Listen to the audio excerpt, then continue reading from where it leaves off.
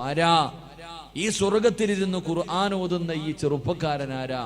അവിടെ നിന്ന് പറഞ്ഞു കൊടുത്തു മഹാനായി നബി സല്ലല്ലാഹു അലൈഹി വസല്ലമ തങ്ങൾ.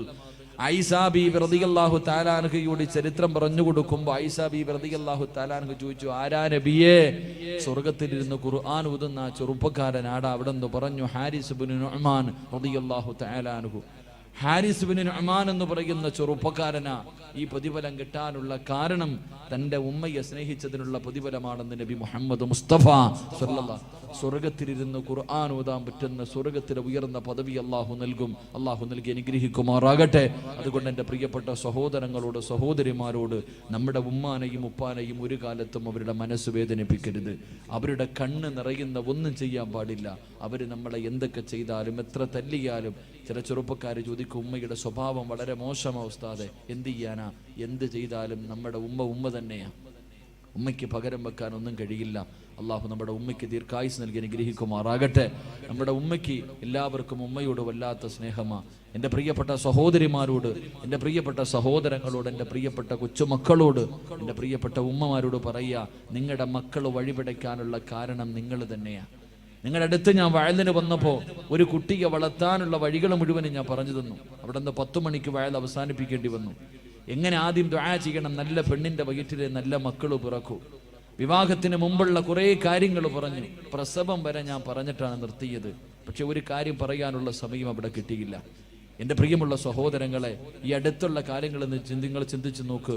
9ാം ക്ലാസ്സിൽ പഠിക്കുന്ന ഒരു പെൺകുട്ടി, 9ാം ക്ലാസ്സിൽ പഠിക്കുന്ന ഒരു പെൺകുട്ടി ബാത്റൂമിനകത്ത് രാവിലെ സ്കൂളിൽ പോകുന്നതിന് മുമ്പ് ബാത്റൂമിനകത്ത് കയറിയിട്ട് വാതിൽ തുറക്കണില്ല. കുറേ സമയമായി വാതിൽ തുറക്കണില്ല. ഉമ്മ സംശയം തോന്നിയിട്ട് ചെന്ന് നോക്കുമ്പോൾ പടച്ചവനെ സെൽഫി എടുക്കുക ബാത്റൂമിനകത്ത് നിന്നിട്ട് നല്ല ശബ്ദം കേൾക്കുന്നു. വാതിൽ ഉമ്മ ചവിട്ടി തുറന്നു. തെള്ളി തുറന്നകത്തേക്ക് കയറിയപ്പോൾ 9ാം ക്ലാസ്സിൽ പഠിക്കുന്ന മകള് ശരീരത്തിൽ ഒരു നൂൽ ബന്ധം പോലും ഇല്ലാതെ സെൽഫി എടുത്തുകൊണ്ടിരിക്കുക. സ്വന്തം ചിത്രം, സ്വന്തം ഫോട്ടോ ഇങ്ങനെ മൊബൈലിൽ പകർത്തുന്നു. ഉമ്മ തന്റെ പൊന്നുമോളെ ഒരുപാട് തല്ലി. അവസാനം ഉമ്മയ്ക്ക് സങ്കടം വന്നു. മകളോട് ചോദിച്ചു, ആർക്ക് വേണ്ടിയാ മോളെ നീ ഈ ഫോട്ടോ എടുത്തത്? ആ സമയത്ത് 9ാം ക്ലാസ്സിൽ പഠിക്കുന്ന മകള് പറഞ്ഞു കൊടുത്തൊരു മറുപടിയുണ്ട്. എൻ്റെ ക്ലാസ്സിൽ 33 കുട്ടികൾ പഠിക്കുന്നുണ്ട്. ആ 33 പെൺകുട്ടികളിൽ 26 പേരും അവരുടെ നഗ്നചിത്രം എടുത്തുകൊണ്ടുവന്ന് കൂട്ടുകാരെ മുഴുവനും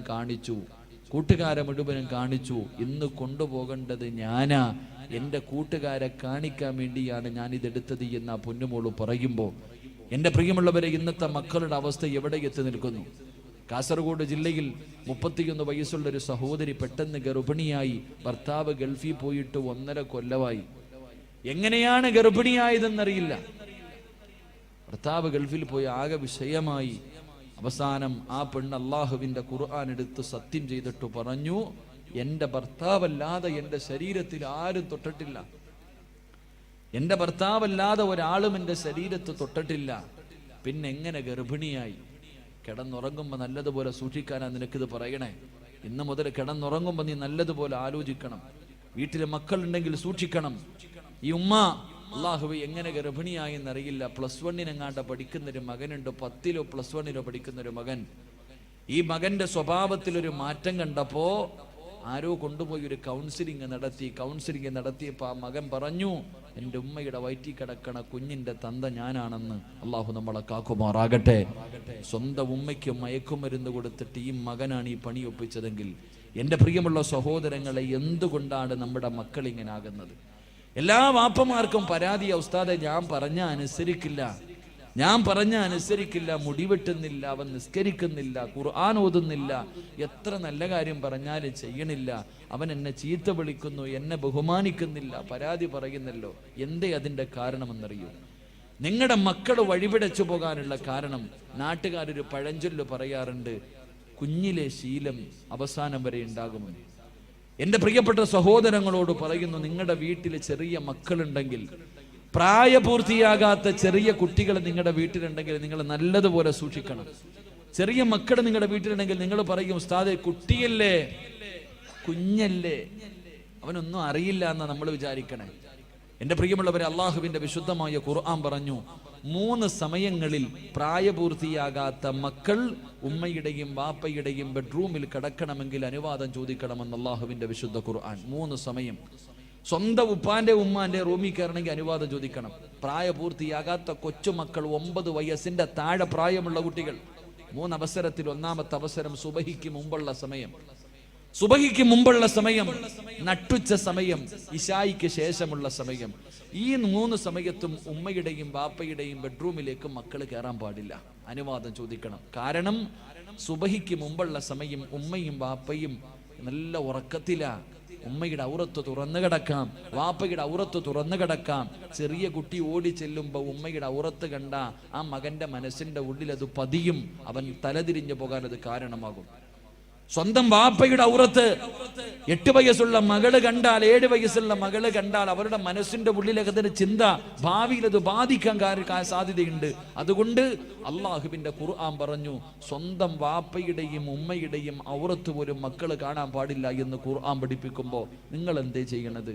ഇന്ന് നിങ്ങൾ ഇംഗ്ലീഷ് പടം കാണുന്നത് ഒരുമിച്ചിരുന്നല്ലേ? വാപ്പായും ഉമ്മായും മക്കളും കൂടെ ഒരുമിച്ചിരുന്നിട്ട് ഇംഗ്ലീഷ് പടം കാണുന്ന കാലം, അരപ്പാവാടയിട്ട് ആടുന്ന പെണ്ണിന്റെ ആട്ടം കാണുന്ന കാലം. പിന്നെ ഓടിയില്ലെങ്കിലല്ലേ കുഴപ്പമുള്ളൂ. അല്ലാഹു ഈമാൻ നൽകുമാറാകട്ടെ, അല്ലാഹു ഈമാൻ നൽകുമാറാകട്ടെ. ചെറിയ മക്കള് വീട്ടിലുണ്ടെങ്കിൽ എന്റെ പ്രിയമുള്ള സഹോദരങ്ങളെ, ഒരു ചരിത്രം പറഞ്ഞുകൊണ്ട്, അല്ലാഹുവേ പടച്ചവനെ, ഈ സദസ്സിലിരിക്കുന്ന മാതാപിതാക്കൾക്ക് അല്ലാഹുവേ പടച്ചവരെ സമാധാനം കിട്ടാൻ ഒരു ചരിത്രം സൂക്ഷിക്കാൻ ഒരു ചരിത്രം പറഞ്ഞു തരാ. മഹാനായ ജാബിർ റളിയല്ലാഹു തആല അൻഹു, അല്ലാഹുവിന്റെ പ്രവാചകന്റെ സ്വഹാബിയാണ് ജാബിർ റളിയല്ലാഹു തആല അൻഹു. 2 മക്കളാണുള്ളത്, 2 ആൺമക്കളാണുള്ളത്. ജാബിർ തങ്ങളും ഭാര്യയും മക്കളും വല്ലാത്ത സന്തോഷമാ. ഒരു ദിവസം സന്തോഷം കാരണം അവരെല്ലാവരും തുള്ളിച്ചാടുകയാണ്. അതിന്റെ കാരണം എന്തെന്നറിയോ? അവരുടെ വീട്ടിലേക്ക് മഹാനായ അസ്റഫുൽ ഖൽഖ് നബി മുഹമ്മദ് മുസ്തഫ സല്ലല്ലാഹു അലൈഹി വസല്ലമ തങ്ങള്, അല്ലാഹുവിന്റെ പ്രവാചകനും സഹാബത്തും ഭക്ഷണം കഴിക്കാൻ വരികയാണ്.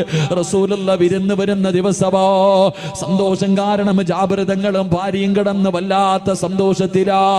ജാബിർ തങ്ങൾ പറഞ്ഞു, പെണ്ണേ,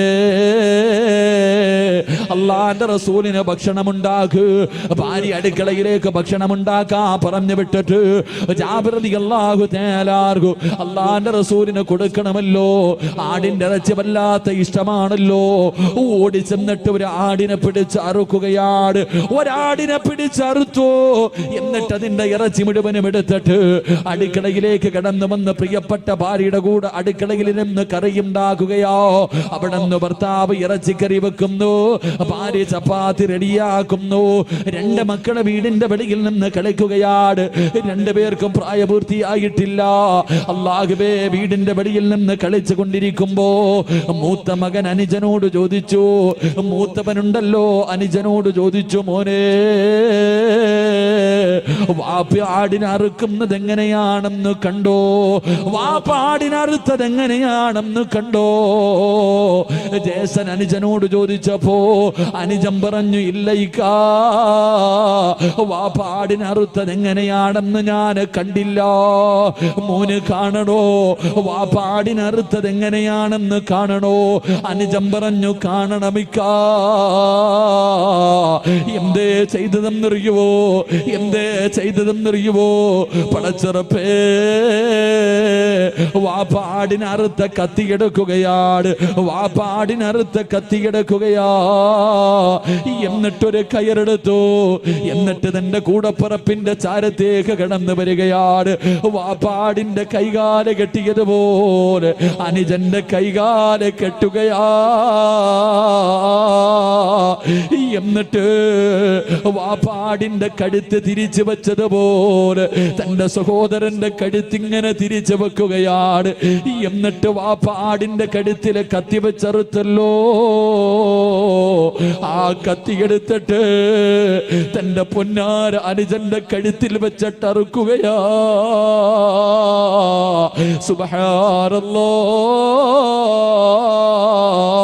തന്റെ അനുജന്റെ കഴുത്തറ്റു പോവുകയാണ്. അല്ലാഹുവേ, മരണവ് പ്രാണത്തിൽ കിടന്ന് പിടയുകയാണ്. തന്റെ പൊന്നാര അനുജനുണ്ടല്ലോ അല്ലാഹുവേ മരണത്തോട് മല്ലടിക്കുന്നത് കണ്ടപ്പോ, അവിടെ കിടന്ന് കൈകാലുകൾ ഇട്ടടിക്കുന്നത് കണ്ടപ്പോ കയ്യിലിരുന്ന കത്തിയെടുത്ത് വലിച്ചെറിഞ്ഞിട്ട് ഈ പൊന്നുമോനോടുകയാ. അല്ലാഹുവേ തന്റെ പൊന്നാര അനുജന് പിടഞ്ഞു മരിക്കുന്നത് കണ്ടപ്പോ പേടിച്ച് ഈ പൊന്നുമോനോടുകയാണ്. അല്ലാഹുവേ ഉയരമുള്ള സ്ഥലത്തേക്ക് ഓടിക്കേറുകയാ. ഉയരമുള്ള സ്ഥലത്തേക്ക് ഓടിക്കേറുമ്പോ അവന്റെ കാല് തെറ്റിയിട്ട് താഴെ വീഴുകയാ. വീഴുന്ന അവസരത്തില് ആ പൊന്നുമകന്റെ തലപൊരു കല്ലിലടിച്ചിട്ട് അവന്റെ തല പൊട്ടിയിട്ട് തലച്ചോറ് തിറയ്ക്കുകയാണ്. അവന്റെ തലച്ചോറ് തെറിക്കുകയാ. അവിടെ കിടന്നിട്ടൊന്ന് കരയാ, ഒന്ന് വിളിക്കാൻ പോലെ കഴിഞ്ഞില്ല. ആ പൊന്നുമോന്റെ തല പൊട്ടിയിട്ട് അവിടെ കിടന്ന് രക്തമൊലിച്ചവനും മരണപ്പെടുകയാ. രണ്ട് മക്കള് വീടിന്റെ വെളിയിൽ മരിച്ചു കിടക്കുന്നു. ഭാര്യയും ഭർത്താവും ഒന്നും അറിയാതെ അടുക്കളയിൽ നിന്ന് ഭക്ഷണം വെക്കുകയാണ്. അവസാനം നെയ്തീർന്നു പോയി. ജാബിർതങ്ങളുടെ ഭാര്യയുണ്ടല്ലോ, നെയ്വാങ്ങുന്നതിന് വേണ്ടി വീടിന്റെ വെളിയിലേക്ക് കടന്നു വരികയോ. നെയ്വാങ്ങുന്നതിന് വേണ്ടി വീടിന്റെ വെളിയിലേക്ക് കടന്നു വരുമ്പോ സുബ്ഹാനല്ലാഹ്, ഒരുമ്മ കാണാൻ കഴിയാത്ത കാഴ്ചയല്ലേ. രണ്ടാമത്തെ പൊന്നുപോര് തലവേറെ ഉടല് വേറ് പടച്ചവരെ മരിച്ചു കിടക്കുന്ന ഒരു രംഗമോ ആർക്കാ താങ്ങാൻ കഴിയോ? ഏതുമ്മയ്ക്കാതാകാ കഴിയോ? എന്തേ സംഭവിച്ചതെന്നറിയില്ലോ. തന്റെ പൊന്നാര മകന്റെ മയ്യത്തിന്റെ മുന്നിലിരുന്നിട്ട് പ്രിയപ്പെട്ട ഭാര്യ കരയുകയാ. അവൾ ഈമാനുള്ളവളാ. അല്ലാഹുവേ അവിടെ ഇരുന്ന് ചിന്തിച്ചുറപ്പേ, എന്റെ ഭർത്താവിനോട് പറയാ പാടില്ലല്ലോ, എന്റെ ഭർത്താവ് ഇതറിയാ പാടില്ലോ, എന്റെ മകൻ മരിച്ചത് ഭർത്താവ് അറിയാ പാടില്ല. കാരണം അല്ലാഹുവിന്റെ റസൂൽ ഇന്ന് ഭക്ഷണം കഴിക്കാൻ വരുന്ന ദിവസമോ ഇത് മരണവീടാകാ പാടില്ല. റസൂലുള്ള പോയതിനു ശേഷമേ എന്റെ ഭർത്താവ് ഇതറിയാ പാടുള്ളൂ. പടച്ചറപ്പേ തന്റെ പൊന്നുമോന്റെ മയ്യത്തെടുത്തിട്ട് മാറ്റിക്കിടത്തുകയാണ്. ഒരു തുണിയെടുത്ത് പുതച്ചു. തന്റെ പൊന്നാര മകന്റെ മയ്യത്തിങ്ങനെ മറച്ചു വെച്ചിട്ട് അവിടെ നിന്ന് മുന്നോട്ട് നടക്കുമ്പോ അതാ കിടക്കുന്നു തന്റെ മൂത്തമോര്. തലച്ചോറ് പൊട്ടി ചിതറി കിടക്കുകയാണ്. അവനും മരിച്ചു കിടക്കുകയാ. തന്റെ പൊന്നാര അനുജന്റെ കൂടെ ആ പൊന്നുമോന്റെ മയ്യത്തും കൊണ്ടുവന്ന് കിടത്തുകയാണ്. രണ്ടുപേരെയും ഒരുമിച്ച് കിടത്തിയിട്ട് തുണിയെടുത്ത് മറച്ചിട്ട് അല്ലാഹുവേ വീടിനകത്തേക്ക് കടന്നു ചെല്ലുകയാ. തന്റെ പ്രിയപ്പെട്ട ഭാര്യയുടെ കണ്ണ് നിറഞ്ഞിരിക്കുന്നത് കണ്ടപ്പോ ജാബിർ തങ്ങൾ ചോദിച്ചു, പെണ്ണേ എന്തേ പറ്റിയത്? അവിടെന്ന് പറഞ്ഞൊന്നുമില്ല, തീയുടെ ചുവട്ടിലിരിക്കുകയാണല്ലോ, ഭർത്താവിനോട് പോലും പറഞ്ഞില്ല. അവസാനം എന്റെ പ്രിയമുള്ളവര് അതാ വരുന്നു അസ്റഫുൽ ഖൽഖ് നബി മുഹമ്മദ് മുസ്തഫ സല്ലല്ലാഹു അലൈഹി വസല്ലമ തങ്ങള് അല്ലാഹുവിന്റെ റസൂല് കടന്നു വരികയാണ്. പ്രവാചകൻ ഇങ്ങനെ കടന്നു വരുമ്പോ റൂഹുൽ അമീൻ മലക്ക് ജിബ്രീൽ അലൈഹിസ്സലാം ഇറങ്ങി വരികയാണ്. അവിടെ വന്നിട്ട് പറയുന്നു, നബിയേ പോകുന്ന വീട്ടില് 2 കുട്ടികളുണ്ട് നബിയേ. ഭക്ഷണം കഴിക്കുന്ന സമയത്ത് ഭക്ഷണം കഴിക്കാനിരിക്കുമ്പോ ആ മക്കളെ കൂടെ വിളിച്ചിരുത്തിയട്ടെ ഭക്ഷണം കഴിക്കാൻ പാടുള്ളൂ. ജിബ്രീൽ വന്ന് പറഞ്ഞിട്ട് പോവുകയാണ്. അല്ലാഹുവിന്റെ റസൂല് വീടിന്റെ മുന്നിൽ വന്നു. അവിടെ നിന്ന് സലാം പറഞ്ഞു. വീടിനകത്ത് കയറി ജാബിർ റളിയല്ലാഹു തആല കഴിക്കുന്നതിന് വേണ്ടി ഭക്ഷണം എടുത്തു വെച്ചു. കഴിക്കാൻ സമയമായപ്പോ അല്ലാഹുവിന്റെ റസൂല് ചോദിച്ചു, ജാബിറേ മക്കളെവിടെ? ജാബിറ് അവരെ കൂടെ വിളിക്ക്. ജാബിറ് ഒരുമിച്ചിരുന്ന് ഭക്ഷണം കഴിക്കാ. ജാബിർ തങ്ങൾക്ക് വല്ലാത്ത സന്തോഷമായി. എന്റെ മക്കൾ എത്ര വലിയ ഭാഗ്യവാന്മാരാ, അല്ലാഹുവിന്റെ റസൂലിന്റെ കൂടെ ഇരുന്ന് ഭക്ഷണം കഴിക്കാ ഭാഗ്യമുണ്ടല്ലോ. അവിടെ നിന്ന് വിളിച്ചു, പെണ്ണ് മക്കളെ റസൂലുള്ള വിളിച്ചുകൊണ്ടുവാ. ജാബിർ തങ്ങളുടെ ഭാര്യയുടെ ഹൃദയത്തിനകത്ത് ഹൃദയം പൊട്ടുന്നത് പോലെയാണ് വാർത്ത കേട്ടത്. അവിടെ നിന്ന് പറഞ്ഞില്ല, അള്ളാന്റെ റസൂലിനോട് ഭക്ഷണം കഴിക്കാൻ പറ. ജാബിർ തങ്ങൾ പറഞ്ഞില്ല, പെണ്ണെ മക്കളെ വിളിക്ക്. രണ്ടാമതും പറഞ്ഞു, റസൂലുള്ളയോട് ഭക്ഷണം കഴിക്കാൻ പറ. മൂന്നാമതും ജാബിർ തങ്ങളെ വിളിക്കാൻ പറഞ്ഞു.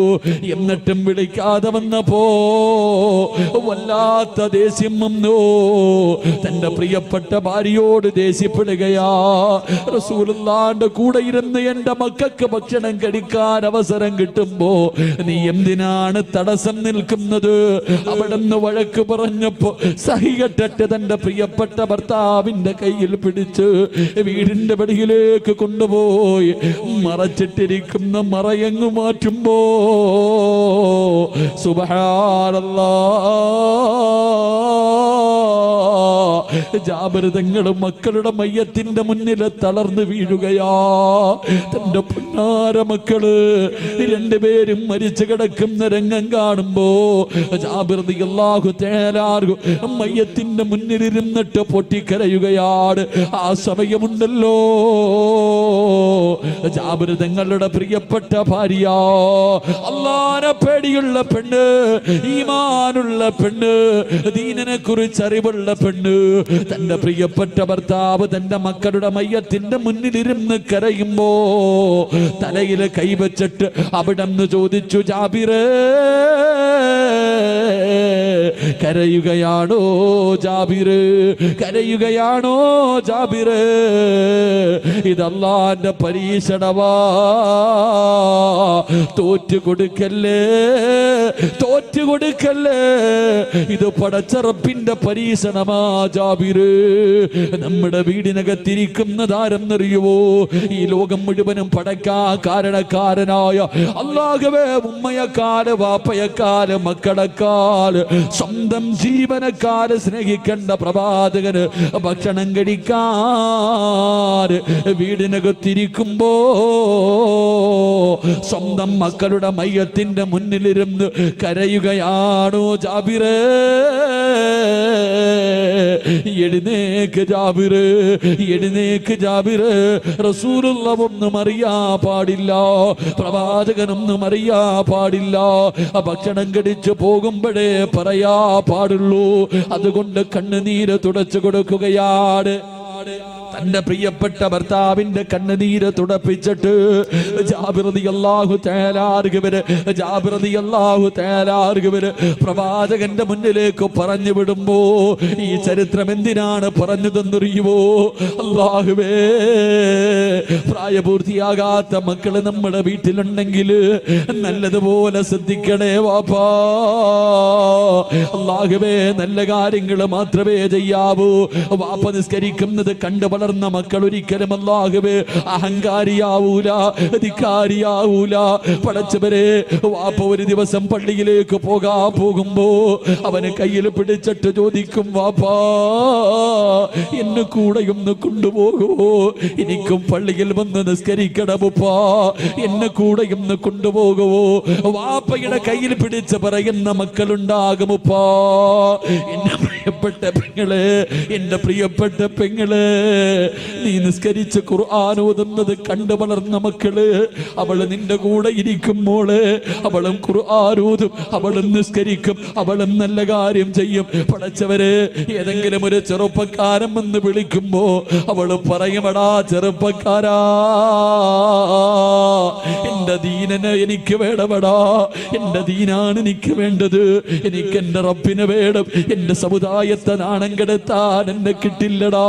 എത്ര കൊല്ലം നീ എന്റെ പുറകെ നടന്നാൽ എന്നെ വഴിപിടപ്പിക്കാൻ കഴിയില്ലടോ. ഇന്നീ അഖാഫുല്ലാ, എനിക്ക് പടച്ച റബ്ബിനെ പേടിയാടാ. അങ്ങനെ പറയുന്നവര് മക്കള് നമുക്ക് വേണ്ടി. അതുകൊണ്ട് എന്റെ പ്രിയമുള്ളവരോട് പറയുകയാ, ആദ്യം നന്നാകേണ്ടത് വാപ്പയും ഉമ്മയുമാ, ആദ്യം നന്നാകേണ്ടത് വാപ്പയും ഉമ്മയുമാ. നിങ്ങളെ കണ്ടാണ് മക്കള് വളരുന്നത്, നിങ്ങളെ നബിയുടെ കണ്ടാണ് മക്കൾ പ്രവർത്തിക്കുന്നത്. അതുകൊണ്ട് എന്റെ പ്രിയമുള്ളവരോട് വാഴ്ന്നു നിർത്തുകയാ, എന്റെ പ്രിയമുള്ളവരോട് വാഴ്ന്നു നിർത്തുകയാ. എന്റെ പ്രിയമുള്ളവര്, ഏത് തലതിരിഞ്ഞു പോയ മക്കളും നന്നാകണമെന്ന് ആഗ്രഹമുണ്ടോ? മാതാപിതാക്കൾ പറഞ്ഞാൽ അനുസരിക്കാത്ത മക്കൾ കാരണം കണ്ണുനീര് കുടിക്കുന്ന എത്രയോ ഉപ്പമാരുണ്ട്, എത്രയോ ഉമ്മമാരുണ്ട്. എന്റെ പ്രിയമുള്ളവര്, അള്ളാന്റെ റസൂൽ പറയുകയാണ്, പരിശുദ്ധമായ ഖുർആനിലെ ഒരു സൂറത്ത് ഓതിയാൽ ഏത് വൃത്തികെട്ടവനും നന്നാകുമെന്ന് നബി മുഹമ്മദ് മുസ്തഫ അള്ളാന്റെ റസൂലാ പറഞ്ഞത്. പരിശുദ്ധമായ ഖുർആനിലെ ഒരു ചെറിയ സൂറത്ത് ഓതിയാൽ ഏത് വൃത്തികെട്ടവനും നന്നാകുമെന്ന് നബി മുഹമ്മദ് മുസ്തഫ സല്ലല്ലാഹു അലൈഹി വസല്ലമ തങ്ങൾ പറയുമ്പോ ഞാനൊരു സൂറത്ത് പറഞ്ഞു തരാ, ഞാനൊരു സൂറത്ത് പറഞ്ഞു തരാ. ഓതിയാ കിട്ടുന്ന പ്രതിഫലം കേൾക്കടോ. ഒന്ന്, അള്ളാഹു സന്തോഷവും സമാധാനവുമുള്ള ഒരു ജീവിതം തരുമെന്ന് നബി മുഹമ്മദ് മുസ്തഫ സല്ലല്ലാഹു അലൈഹി വസല്ലമ തങ്ങൾ. രണ്ടാമത്തെ പ്രതിഫലം എന്തെന്നറിയുമോ? രണ്ടാമത്തെ പ്രതിഫലം എന്തെന്നറിയുമോ? നിന്റെ അവസാനം അല്ലാഹു നന്നാക്കി തരുമെന്ന് നബി മുഹമ്മദ് മുസ്തഫ. അവസാനം നന്നാവുകയാ, നിന്റെ അവസാന യാത്ര നന്നാവുകയാ. 3, സ്വർഗമാണ് പ്രതിഫലമെന്ന് നബി മുഹമ്മദ് മുസ്തഫ.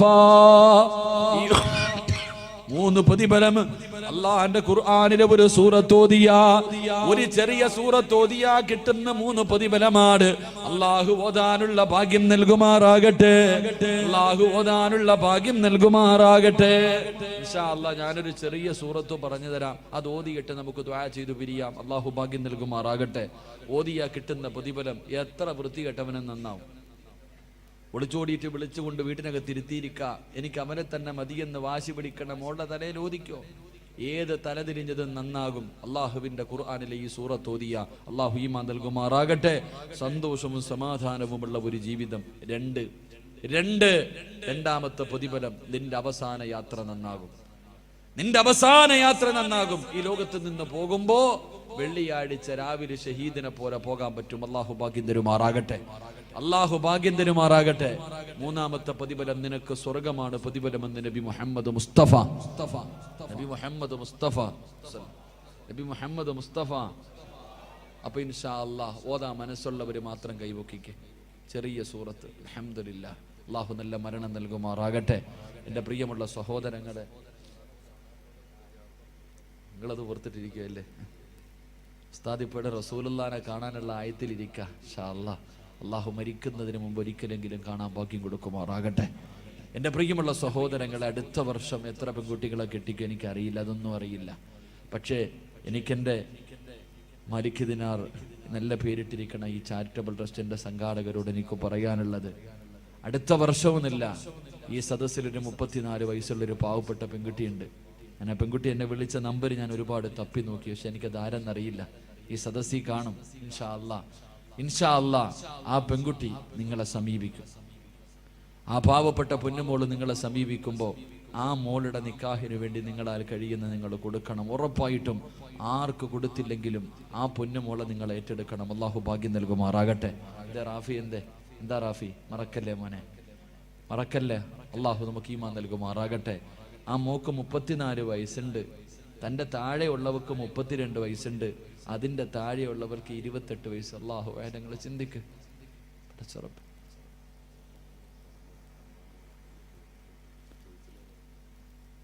32, 28 3 ഇരിക്ക. അള്ളാഹു ആലം. അള്ളാഹു ആ 3 പെമ്മക്കൊക്കെ റബ്ബേ കരുണക്കടലായ അള്ളാഹ് നീ നല്ലൊരു ജീവിതം കൊടുക്കണേ പടച്ചവനെ. അള്ളാഹു നീ ഒരു നല്ല ജീവിതം കൊടുക്കണേ പടച്ചവനെ. എൻ്റെ പ്രിയപ്പെട്ട സഹോദരങ്ങളെ, പാവപ്പെട്ട പെൺകുട്ടികളുടെ വിവാഹങ്ങൾക്ക് വേണ്ടിയാ. ഇതുപോലെയുള്ള ഒരു ഗതിയും പരഗതിയും ഇല്ലാത്ത ഒരുപാട് പാവങ്ങളുണ്ട്. ആ പാവപ്പെട്ട മക്കളുടെ കല്യാണത്തിന് വേണ്ടിയാ. എനിക്ക് പിരിക്കാനൊന്നും അറിയില്ല, ഞാനിത് ഇഷ്ടപ്പെടുന്ന ആളുമല്ല.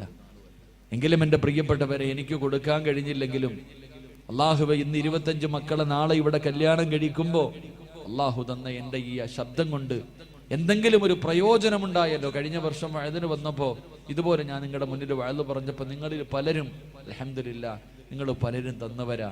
എൻ്റെ പ്രിയപ്പെട്ട സഹോദരങ്ങളോട് ഞാൻ പ്രതിഫലം പറയാം, എനിക്ക് ലക്ഷങ്ങളൊന്നും വേണ്ട. ഈ പാവപ്പെട്ട പെൺകുട്ടികളുടെ കല്യാണത്തിന് വേണ്ടി നിങ്ങളാൽ കഴിയുന്നത് ആരെങ്കിലും നിങ്ങൾ കൊടുത്താ ഒരു വർഷം നിങ്ങളുടെ മുന്നിലില്ലേ, അള്ളാഹു നിങ്ങൾക്ക് തരുന്ന ഒരു പ്രതിഫലം ഞാൻ പറഞ്ഞു തരാം. അള്ളാഹു നിങ്ങൾക്ക് തരുന്ന ഒരു പ്രതിഫലം എൻ്റെ പ്രിയമുള്ളവരെ, അള്ളാഹു നിങ്ങളുടെ മക്കളെ നന്നാക്കി തരുമെന്ന് നബി മുഹമ്മദ് മുസ്തഫ. അപ്പാ നിന്റെ മക്കള് കാരണം നിനക്ക് കരയേണ്ടി വരില്ല, നിന്റെ മക്കള് കാരണം നാണം കെടേണ്ട ഒരു ഗതി നിനക്ക് വരൂല. ഇത്ര നല്ല മക്കളെന്നറിയോ? ഓരോ സദസ്സിലും എൻ്റെ വാഴ കേൾക്കുന്നവർക്കറിയാം, ഞാൻ അവസാനം നെഞ്ചുപൊട്ടിയിട്ട് കരഞ്ഞ് ദുആ ചെയ്യാറുണ്ട്, പടച്ചോനെ എൻ്റെ മോനെ നീ നന്നാക്കി തരണേ. നീ പറ പെങ്ങളെ, നിന്റെ മക്കൾ നിനക്ക് ദുആ ചെയ്യുമെന്ന് പറയാനുള്ള ചങ്കൂറ്റം നിനക്കുണ്ടോ? വാപ്പാ കടലിൽ തിരമാലകളെ കീറി മുറിച്ച് നീ കടലിൽ പോയി കഷ്ടപ്പെട്ടിട്ട് ജീവിതം കയ്യിൽ പിടിച്ചിട്ട് നീ കഷ്ടപ്പെട്ടിട്ട് പോറ്റി വളർത്തുന്ന നിന്റെ മക്കള് നിനക്ക് ദുആ ചെയ്യുമെന്ന് തോന്നുന്നുണ്ടോ? വാപ്പയുടെ ഖബർ എവിടെയാണെന്ന് അറിയാത്ത മക്കളാ നിന്റെ മക്കൾ. സ്വന്തം ഉപ്പയുടെ ഖബറെവിടാ, ഉമ്മയുടെ ഖബറെവിടാന്ന് തിരിച്ചറിയാത്ത മക്കൾ അല്ലാഹു ഈമാൻ നൽകുമാറാകട്ടെ. എൻ്റെ പ്രിയപ്പെട്ട സഹോദരി, ഓരോ പ്രാവശ്യവും മനസ്സിൻ്റെ ഉള്ളിൽ ഞാനും കണ്ടൊരു മകനെ, ഓളെ നെഞ്ചത്തിൽ ഞാൻ മകനെ കണ്ടു. മക്കളെന്ന് പറഞ്ഞാൽ എങ്ങനെ ഇരിക്കണമെന്നറിയോ? ഞാൻ എൻ്റെ വാപ്പയുടെ ഖബർ സിയാറത്ത് ചെയ്യാൻ വേണ്ടി പള്ളിക്കാട്ടിലേക്ക് പോകുമ്പോൾ പള്ളിയുടെ ഗേറ്റിൻ്റെ മുന്നിൽ ഒരു 33 വയസ്സ് വരെ ഒരു ചെറുപ്പക്കാരിയായ പെണ്ണൊരു ബാഗും പിടിച്ച് നിൽക്കുന്നു. എന്നോട് പറഞ്ഞു, ഉസ്താദേ എൻ്റെ മകൻ പള്ളിക്കാട്ടിലേക്ക് പോയിട്ട് കാണുന്നില്ല, ഒന്ന് പറഞ്ഞു വിടും ഉസ്താദ്. ഞാനിങ്ങനെ പോയി നോക്കി, അവിടെയെങ്കിലും ആരും കണ്ടില്ല. നല്ലതുപോലെ നോക്കിയില്ല, ഞാൻ ചുമ്മാതിങ്ങനെ ഒന്ന് കണ്ണോടിച്ച് നോക്കി, എവിടെങ്ങും കണ്ടില്ല. ഞാൻ വന്നിട്ട് പറഞ്ഞു, ഇത്ത അവിടെങ്ങും ആരുമില്ല. ഇല്ല ഉസ്താദെ, എൻ്റെ മോനുണ്ട്, ജുബയും തൊപ്പിയൊക്കെ ധരിച്ചവൻ കോളേജിൽ പഠിക്കുക, ഹാഫിദിന് പഠിക്കുക, 17 ജുസു കാണാതെ പഠിച്ചു. ഇന്ന് ലീവ് കഴിഞ്ഞിട്ട് തിരിച്ചു പോകുകയാ, വാപ്പയോടൊന്ന് യാത്ര പറയാൻ പോയതാ. ഉസ്താദെ ഒന്ന് പെട്ടെന്ന് പറഞ്ഞുവിടുവോ, ബസ് വരാൻ സമയമായി ഉസ്താദ്, എനിക്ക് ശുദ്ധിയില്ല, ഒന്നെൻ്റെ മോനെ പറഞ്ഞുവിടുവോ? ഉമ്മ, ഞാനിങ്ങനെ പള്ളിക്കാട്ടിൽ തെരഞ്ഞു നോക്കുമ്പോ വെള്ള ജുബയും തൊപ്പിയൊക്കെ ഇട്ടൊരു ചെറിയ മകൻ അവന്റെ വാപ്പാടെ ഖബറിന്റെ ചാരത്ത് ഇരുന്നിട്ട് ദുആ ചെയ്യാ. അതാ കാണാഞ്ഞേ? അവനവന്റെ ഉപ്പയുടെ ഖബറിന്റെ ചാരത്ത് ഇങ്ങനെ ഇരുന്ന് കരഞ്ഞു ദുആ ചെയ്യാ. ഞാൻ അടുത്ത് എന്നിട്ട് പറഞ്ഞു, മോനെ ഉമ്മ വിളിക്കുന്നടാ, പെട്ടെന്ന് പോകാൻ പറഞ്ഞു. എഴുന്നേക്കണ സമയത്ത് അവൻ എൻ്റെ കയ്യിൽ പിടിച്ചിട്ട് പറഞ്ഞു, ഉസ്താദെ എൻ്റെ വാപ്പയ്ക്ക് വേണ്ടി ഒന്ന് ദുആ ചെയ്യൂ, എൻ്റെ വാപ്പാന് വേണ്ടി ഒന്ന് ദുആ ചെയ്യ. എൻ്റെ കയ്യിൽ ഇങ്ങനെ പിടിച്ചിട്ടാ മകൻ. അവനെങ്ങനെ പറയണ കണ്ടപ്പോ സഹിച്ചില്ല. ഞാൻ ആ ഖബറിന്റെ ചാരത്ത് അവനെയും പിടിച്ചു നിർത്തിയിട്ട് ഫാത്തിഹ ഓതി, ഉൽഹു അല്ലാഹ് ഓതി, ഫലക്കോതി, നാസോതി ദുആ ചെയ്യാൻ സമയമായപ്പോ ഞാൻ അവനെ ചേർത്ത് പിടിച്ചിട്ട് പറഞ്ഞു, മോനെ നീ ദുആ ചെയ്യടാ, അള്ളാഹുവിന്റെ ഖുർആൻ 17 ജുസ് നീ കാണാതെ പഠിച്ചവനാ, നീ ദുആ ചെയ്താ നിന്റെ വാപ്പയ്ക്ക് വലിയ സന്തോഷമാകും, അള്ളാഹു നിന്റെ ദുആ സ്വീകരിക്കും, മോനെ നീ ദുആ ചെയ്യാൻ പറഞ്ഞപ്പം പറഞ്ഞില്ല ഉസ്താദെ നിങ്ങൾ ദുആ ചെയ്യ, എന്നെ കൊണ്ട് ചെയ്യിപ്പിച്ചു. അവസാനം ആ ചെറിയ മകന്റെ നിർബന്ധത്തിന്റെ മുന്നിൽ വഴങ്ങിയിട്ട് ഉമ്മ ഞാൻ ആ ഖബറിന്റെ ചാരത്ത് നിന്ന് ദുആ ചെയ്യാൻ തുടങ്ങി. ആ 11 വയസ്സുകാരൻ കരയാനും തുടങ്ങി. അന്നാ ഞാൻ കരയണ കരച്ചിൽ കണ്ടത്. നെഞ്ചു പൊട്ടിയിട്ടൊരു കുഞ്ഞ് കരയുന്ന കരച്ചിൽ എന്നാ ഞാൻ കണ്ടത്. ആ ഖബറിന്റെ ചാരത്ത് നിന്നിട്ട് ഞാൻ കരഞ്ഞു ദുആ ചെയ്യും, ഞാനിങ്ങനെ ദുആ ചെയ്യാൻ തുടങ്ങി. അവൻ കരയാനും തുടങ്ങി. ഒരു 3-4 മിനിറ്റ് ആയപ്പോ അള്ളാഹുവിനോട് ഞാൻ പറഞ്ഞു, പടച്ചവനെ ഈ മനുഷ്യന്റെ ഖബറിനകത്ത് നീ സ്വർഗത്തിന്റെ കവാടം തുറന്നു കൊടുക്കണേ അല്ലാ, സ്വർഗത്തിന്റെ കവാടം തുറന്നു കൊടുക്കണേ അല്ലാ. ഇത്രേ പറഞ്ഞുള്ളൂ. ആ 11 വയസ്സുകാരൻ വാപ്പാ എന്ന് വിളിച്ചിട്ട് ഖബറിന്റെ മുകളിലങ്ങ് വീണു. എഴുന്നേക്കണില്ല. എത്ര പിടിച്ചു പൊക്കാൻ നോക്കിയിട്ടും അവ എഴുന്നേക്കണില്ല. അങ്ങനെ തേങ്ങ വാപ്പയുടെ ഖബറിന്റെ മുകളിൽ കിടന്ന് കരഞ്ഞവന്റെ കണ്ണിൽ നിന്ന് വീഴുന്ന കണ്ണുനീര് അവന്റെ ഉപ്പയുടെ പച്ച മണ്ണിന്റെ മുകളിൽ, അവന്റെ വാപ്പയുടെ ഖബറിന്റെ മുകളിലെ മണ്ണ് അവന്റെ ജുബ്ബയിൽ പറ്റി ഞാനിങ്ങനെ തുടച്ചു അഴുക്കായി. അവൻ എന്നിട്ടിങ്ങനെ തേങ്ങ. 11 വയസ്സുകാരന്റെ കരച്ചില് കണ്ടപ്പോ ഇവന്റെ കരച്ചില് നിർത്താൻ ഞാൻ പറഞ്ഞു, മോനെ നീ കരഞ്ഞാ നിന്റെ വാപ്പയ്ക്ക് വല്ലാത്ത വേദനയുണ്ടാകും, നിന്റെ ഉപ്പയും നീ കരയുന്നത് കണ്ടാ ഖബറിൽ കിടന്ന് കരയും, മോനെ നീ കരയില്ലേ എന്ന് പറഞ്ഞപ്പോ പെട്ടെന്ന് അവൻ എന്നോട് ചോദിച്ചു, ഉസ്താദെ ഞാൻ കരഞ്ഞാ എൻ്റെ വാപ്പ കരയോ? കരയുമെന്ന് പറഞ്ഞപ്പോൾ അവൻ പറഞ്ഞു, എങ്കിൽ ഞാൻ ഇനി കരയില്ല. ആ പൊന്നുമോൻ പെട്ടെന്ന് കണ്ണുനീര് തുടച്ചു. പെട്ടെന്ന് കണ്ണുനീര് തുടച്ചു. ഞാൻ അവന്റെ കയ്യിൽ പിടിച്ച് പള്ളിക്കാട്ടിൽ നിന്ന് വെളിയിലേക്ക് കൊണ്ടുപോകാൻ പോകുമ്പോ അവൻ എൻ്റെ കയ്യിൽ എന്നോട് പറഞ്ഞു, ഉസ്താദേ എൻ്റെ കയ്യിൽ നിന്ന് വിടുവോ, എൻ്റെ കയ്യിൽ നിന്ന് വിടുവോ. അല്ലാഹുവേ, ഞാൻ കയ്യിൽ നിന്ന് വിട്ടു.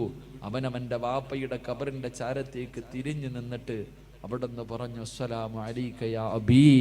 തൻ്റെ പ്രിയപ്പെട്ട വാപ്പയുടെ ഖബറിന്റെ ചാരത്തിൽ നിന്നൊരു സലാം പറഞ്ഞിട്ട് അവൻ്റെ ഉപ്പയോട് പറഞ്ഞു, ഉപ്പാ, ഞാൻ വീട്ടിൽ നിന്ന് പോകുകയാ, പഠിക്കാൻ പോകുകയാ. ഞാൻ ഹാഫിളാകാൻ വേണ്ടി എൻ്റെ ഉപ്പ എനിക്ക് വേണ്ടി ദുആ ചെയ്യണം. ജീവിച്ചിരിക്കുന്ന ഉപ്പയോട് പറയുന്നത് പോലെ ഖബറിനകത്ത് കിടക്കുന്ന വാപ്പയോട് ആ മകൻ പറയാ, ഞാനിന്ന് പോകുകയാ, എൻ്റെ വാപ്പ എനിക്ക് വേണ്ടി ദുആ ചെയ്യണം.